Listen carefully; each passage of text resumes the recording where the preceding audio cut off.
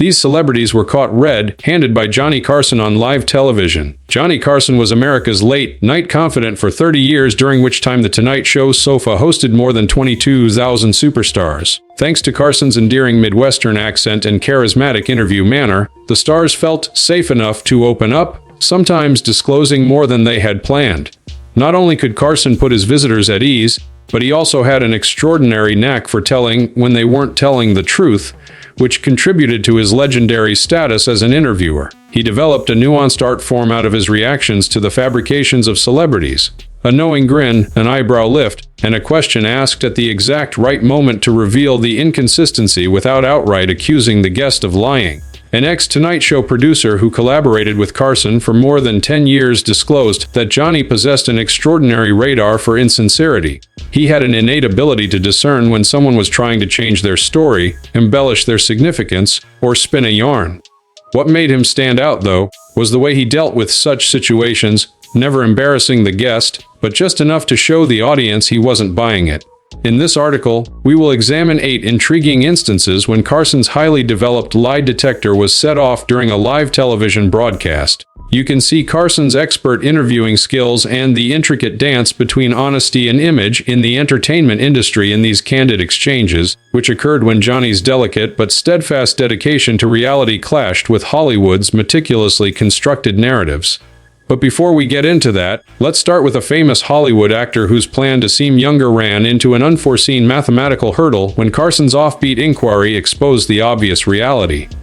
"Donald, when you initially came out, what was your age?" "And I was 20 years old. Right now, I'm 47 years and half old. And I was 20 years old. Hold on a second. Your voice lacks maturity." When he says I'm 47 and a half, he says with maturity. That is completely new to me. Tony Curtis is ranked first, myths of advancing years. With films like The Defiant Ones and Some Like It Hot, Tony Curtis went from being a 1950s heartthrob to a revered serious actor, solidifying his place as one of Hollywood's most lasting leading men. It seems that Curtis wanted to accentuate his outstanding good looks and youthful appearance by pretending to be much younger than his true age when he made an appearance on The Tonight Show in the late 1970s. A writer for The Tonight Show who was active around this time said that Curtis was a part of the old Hollywood system where the studios routinely shaved years off actors' ages. But after they hit a certain level of fame, most celebrities ceased keeping up those facades. Never did Tony. Effortlessly, he continued to advance the birth year. In the course of what seemed like a harmless discussion about the truth came out when Curtis related a story about his time in the Navy, and Carson, ever the detail-oriented, inquired as to Curtis's age at the time. Given the dates he had just mentioned, the actor's stated age is mathematically impossible. At the time of his military service, he would have been a young teenager. One of the camera operators filming Carson remarked, "You could see Johnny's mental calculator working during the conversation." "Wet, how old were you again?" he inquired with a mischievous grin in his eye, clearly amused rather than malicious. Curtis began to stutter as he attempted to compute the question on the fly. Not only did Carson's reaction to the circumstance shed light on Curtis's apparent uneasiness, but the incident itself was illuminating. Instead of pointing out the contradiction, he smiled gently and let the logical impossibility dangle in the air, giving Curtis a chance to get over the uncomfortable situation while the audience speculated. Lie is not a term that Johnny ever used. One of the show's directors made the observation that it wasn't his style. He only induced an epiphany that made everything clear. It was immediately apparent to the audience. People were doing the arithmetic themselves, and you could hear a general chuckle. This debate exemplified a key component of Carson's interview style, which is to expose contradictions without provoking an argument.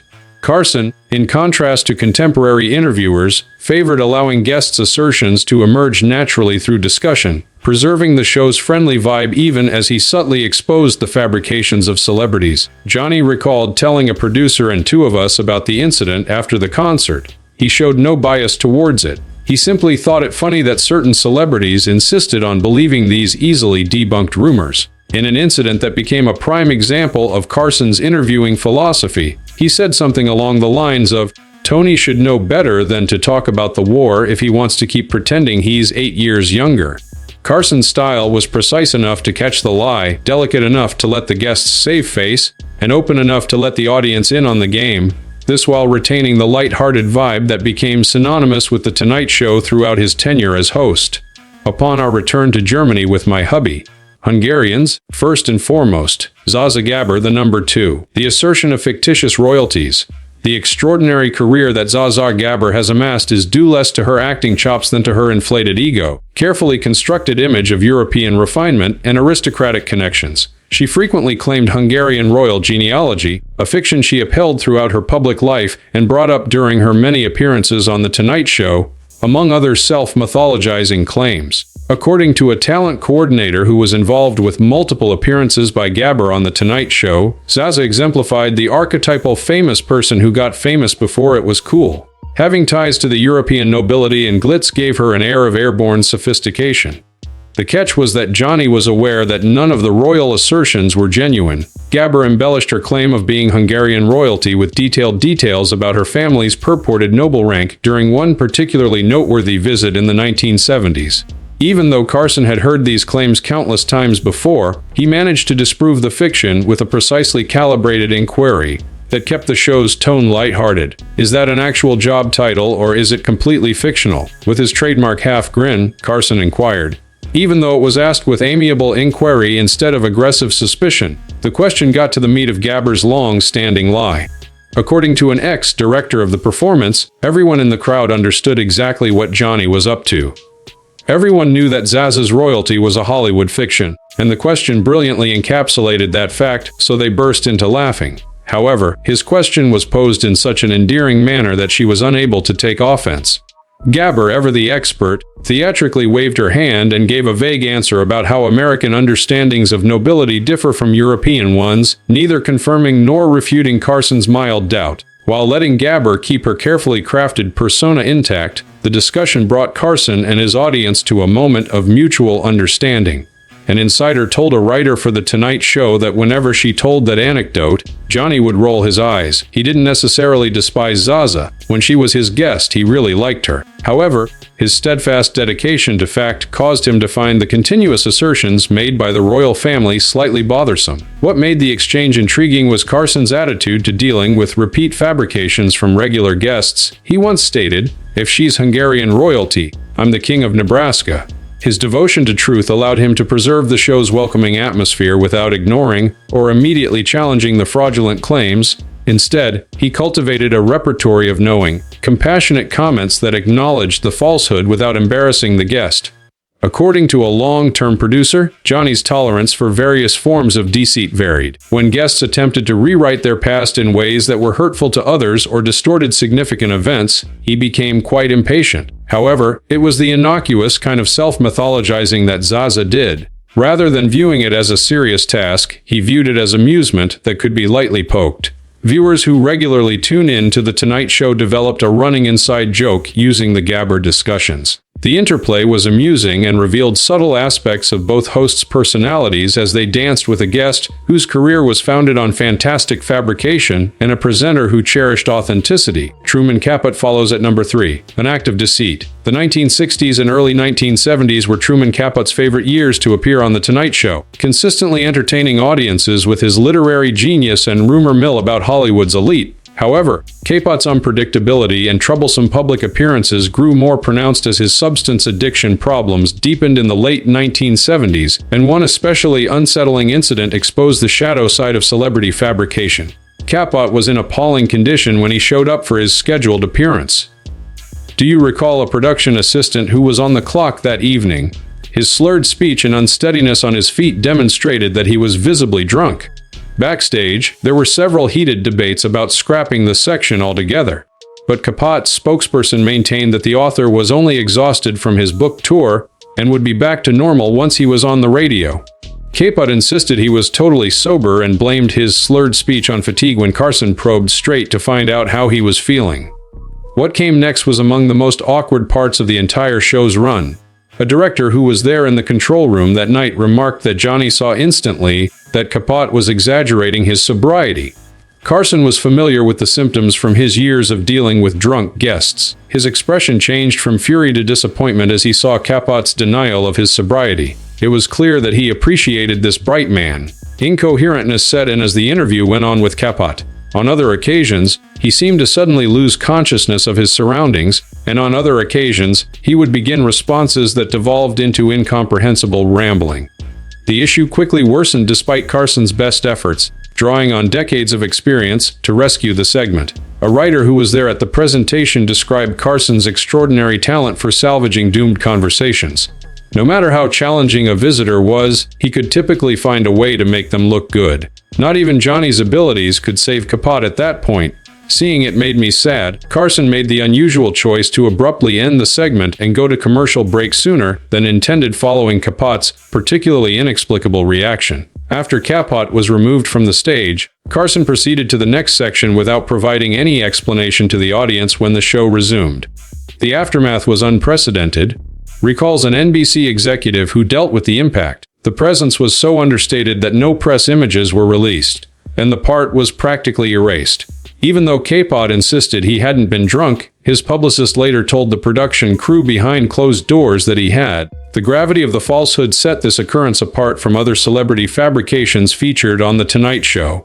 This was not insignificant boasting about one's age or self-importance. It was a refusal to acknowledge that Capote had a serious substance misuse issue, which was having a negative impact on his health and profession. This seriousness was mirrored in Carson's reaction. A producer who spoke with Carson following the incident remarked that Johnny took a somewhat harsher stance on this type of dishonesty. Rather from finding it funny, he thought it was deeply disturbing. Several of us were informed by him that it wasn't only awkward television. Seeing someone self-destruct while refusing to acknowledge the existence of a problem was tough. Until Capote obtained assistance, he made it plain that he would not be invited back. Despite Carson's generally lenient stance towards celebrity fabrications, this episode highlighted a significant limit. His lighthearted banter gave way to serious worry and more serious reactions when lies went beyond innocuous image building or vanity and enabled dangerous behavior. Robert Blake is ranked number 4. Never in my life have I scolded a squad member. Robert Blake was well known for his portrayal of dramatic and frequently violent characters on the hit TV show Beretta. When he made an appearance on The Tonight Show in the late 70s, his image as a problematic actor on set had already taken root in Hollywood. Blake vigorously defended his professional conduct throughout his discussion with Carson. When the conversation shifted to this reputation, "It's all Hollywood rumors, I swear. I've never screamed at a crew member," Blake staunchly maintained. "Of course I care deeply about my job, but I also value my co-workers. Those who assert differently are propagating falsehoods." The Tonight Show staff unanimously agreed that Carson's response to this assertion was priceless. It exemplified his remarkable talent for conveying meaning through silence. Carson just produced a face that regular viewers would recognize as his skeptical expression. Rather than outright denying Blake's claim, a little tilt of the head, a raised eyebrow, and the hint of a smile teasing the corners of his mouth. According to a camera operator who caught the scene, that face was absolutely Carson gold. Nothing more was required of him. People understood right away since his expression did all the talking. Everyone was laughing along with Johnny because he didn't have to say a thing for them to understand. The circumstance surrounding Carson's reply amplified its impact. Staff members testified that Blake had been hostile toward members of the Tonight Show team upon his arrival earlier in the day, causing friction behind the scenes even before he denied ever acting in such a way on air. According to a stage management who was present for both the incident backstage and Carson's response, Johnny made a face since he was aware that Blake had been yelling at a stagehand just 1 hour prior to the interview. It wasn't an idle rumor. Indirectly, Carson had witnessed the same conduct in his own studio earlier in the day. Carson allegedly told Ed McMahon after the program that he was yelling at the stagehand an hour earlier, remarking on the irony. By pointing out the discrepancy without starting an on-air dispute that would have detracted from the show's ambience, Carson demonstrated her strategy to dealing with celebrity fabrications. This insight was conveyed as a private aside instead of a public call-out. An executive who oversaw multiple of Blake's appearances on The Tonight Show made the observation that multiple members of the crew have verified this conduct throughout the years. This was happening more often than not. How guests treated Johnny's workers was something he took very personally. Disrespect for personnel hurt him deeply, although he could laugh off acts of vanity or self-promotion. Particularly noteworthy was the fact that it showcased Carson's unwavering devotion to his team. His nuanced response to Blake's accusation made it apparent that he was cognizant of the actor's treatment of the Tonight Show staff and refused to believe the dramatized account of events, even though he seldom embarrassed guests on air. A longtime acquaintance of Johnny's noted that while he believed in making the show enjoyable and light, he also believed in standing up for his people. He was trying to convey to the viewers that he wasn't accepting Blake's assertion while still preserving just enough plausible deniability to keep the interview moving forward without getting into an argument with his expression. By striking the ideal balance between being entertaining and being truthful, kind to guests while remaining faithful to the facts, the Blake incident became a model of Carson's interviewing style. According to one employee, it was Johnny doing what he does best, expressing everything while actually saying nothing.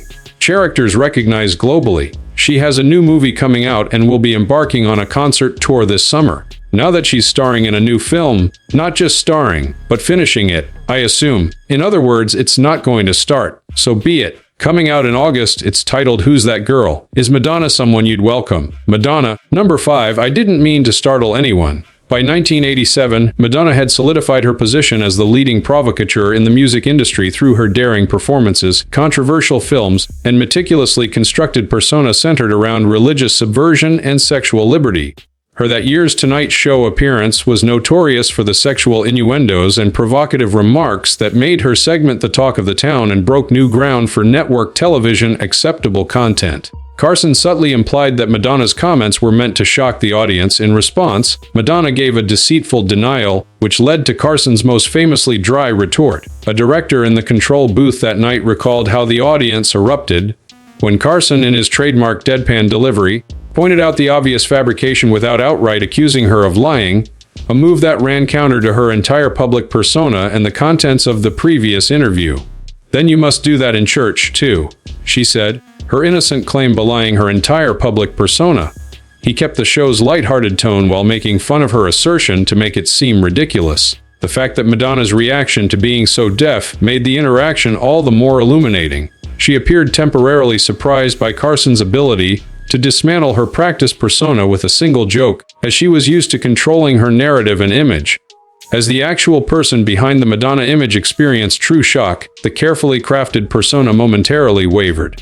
A camera operator observing Madonna throughout the exchange noticed that, even in Johnny's kind manner, it was clear that she was unaccustomed to being confronted with her lies.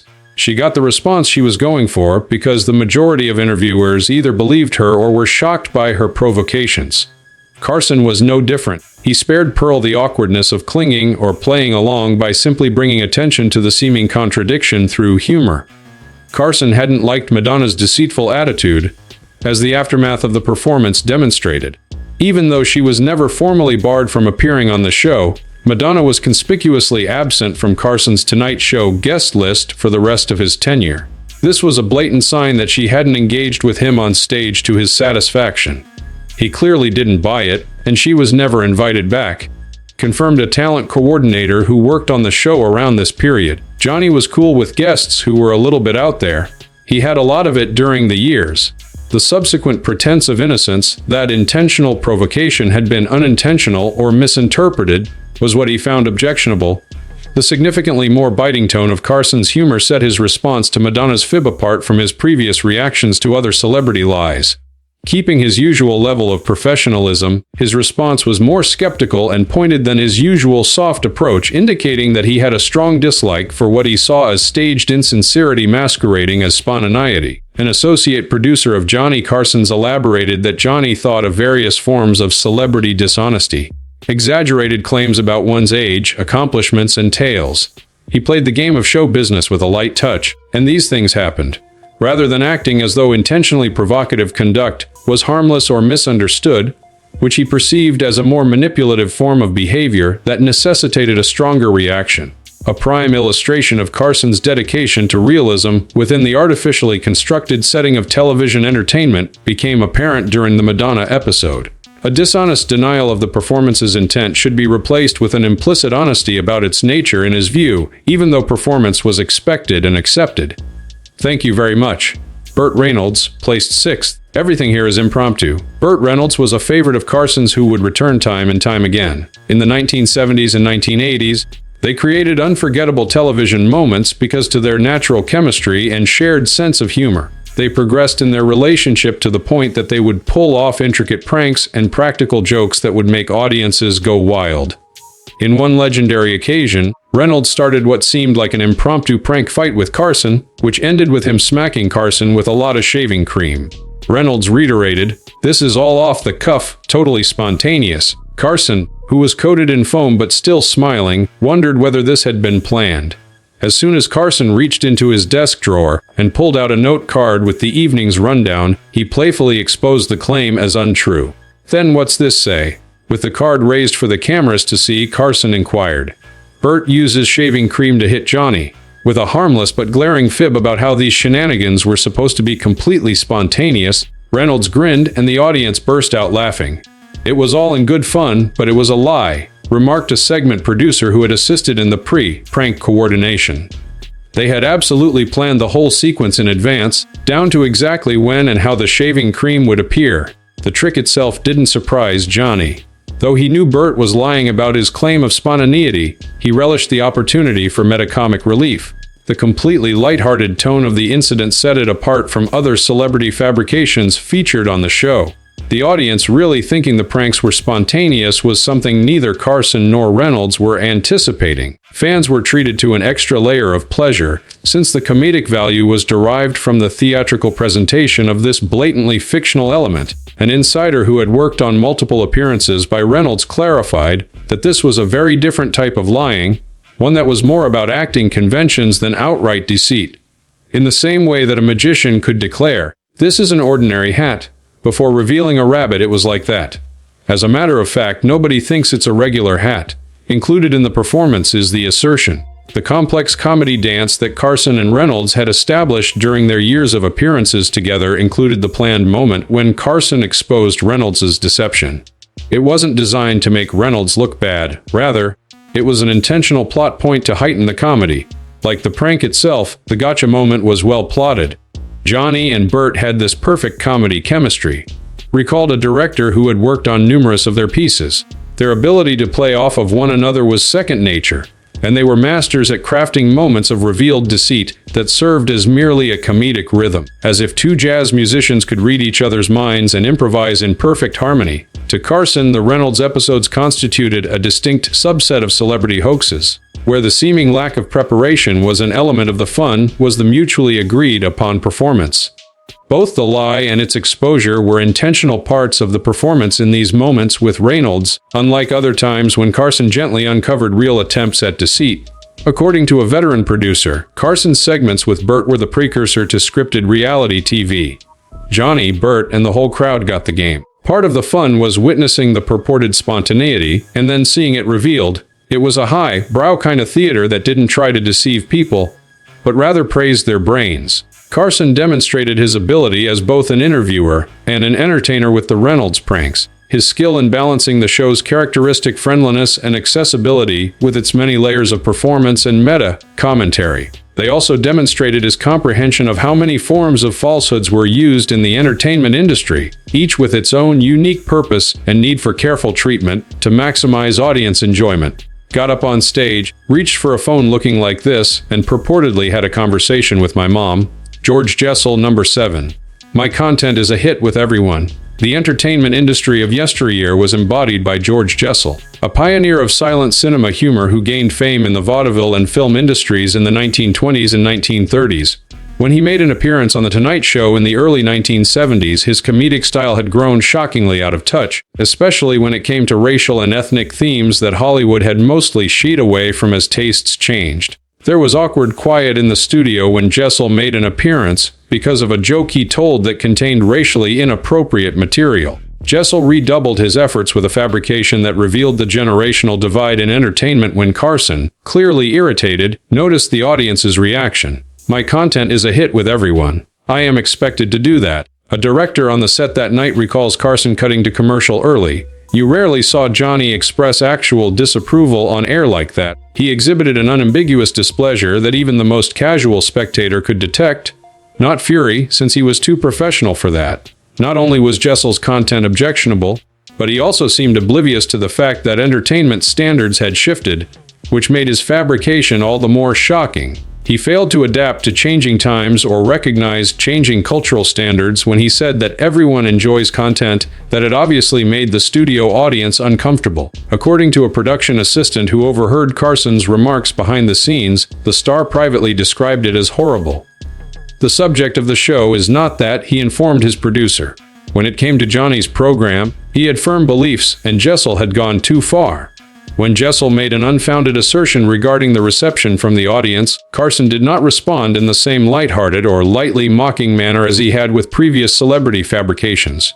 Breaking from his usual affability, the most controlled figure on television expressed his disdain openly for the first time, showing viewers how seriously he took the matter. According to a talent coordinator at that time, he was never allowed back because of the fallout. Guests were seldom explicitly prohibited by Carson. He seemed more comfortable letting bookings drift away on their own than making bold statements. When someone blatantly disobeyed his criteria, like Jessel did, they were immediately removed from the guest rotation indefinitely. The fact that it exposed Carson's ethical limits set this incident apart from the other celebrity fabrications featured on the show. Although he occasionally gave in to minor forms of self-promotion or vanity, he absolutely refused to tolerate lies that were used to defend things that he found truly hurtful or insulting. Instead of his usual mild humor, he would be more straightforward and professional when rejecting someone in such a situation. A writer from the era who worked on the show throughout Johnny's tenure noted that while he was certainly a product of his time, he also truly felt that entertainment could progress. Performers who continued to use inappropriate or outmoded stuff and erroneously claimed that everyone loved it irritated him. He felt it was especially important to reject such form of self-deception. The Tonight Show team looked to the Jessel episode as an illustration of Carson's boundary between acceptable and unacceptable showbiz fabrications. It exposed Carson's obvious moral boundaries and his readiness to maintain them, even if it meant sacrificing easy entertainment beneath his amiable television character. Absolutely insane. Excuse me, scratched a few times. Several drops. We will proceed with this immediately. Assume this task. Come back, we're going to discuss and give it a shot. 8th place, Chuck Berry. I'd rather wait. Among the pioneers of rock and roll, Chuck Berry was set to make an appearance on The Tonight Show in the 70s. A production assistant was dispatched to advise Berry of the delay and assess his reaction when earlier segments ran long, delaying his performance beyond the allotted time. With his remark, "I'm totally fine waiting," Berry made one of the most impactful false statements ever made while still on stage. Carson remembers a producer who was working that night and grinned when he heard that Berry was fine with the delay. Even though he was relieved to hear that Berry was being accommodating, the relief didn't stay long because he had worked with musicians who were temperamental before. Berry was irate over the postponement, despite his claims that he was fine with the timetable change. He pretended to be nice to the production assistant in order to hide his increasing wrath over what he saw as disrespect. It would appear that Berry's fury backstage grew until it broke him as the show progressed. An eyewitness, a stage manager, said that Berry abruptly left the show in the middle of the performance, and a replay was brought on to replace him. There was a moment when he appeared to be quite content to wait in the green room. The very next second he had silently exited the premises, leaving no trace behind. The production crew was faced with the enormous challenge of filling his performance slot without prior notice. Carson, as usual, kept the airwaves free of news of Berry's sudden departure while he expertly managed the situation. Backstage, meanwhile, he was taken aback and entertained by the stark difference between Berry's professed forbearance and his actual conduct. According to several crew testimonies, the writer who was there that night noticed that the false all-nice smile became a legend on The Tonight Show. Years later, Johnny brought it up again. Employees began using his now common phrase, "Are you really okay with that? Or is this a Chuck Berry okay?" whenever he suspected that customers were being chilly about changes to the show's production.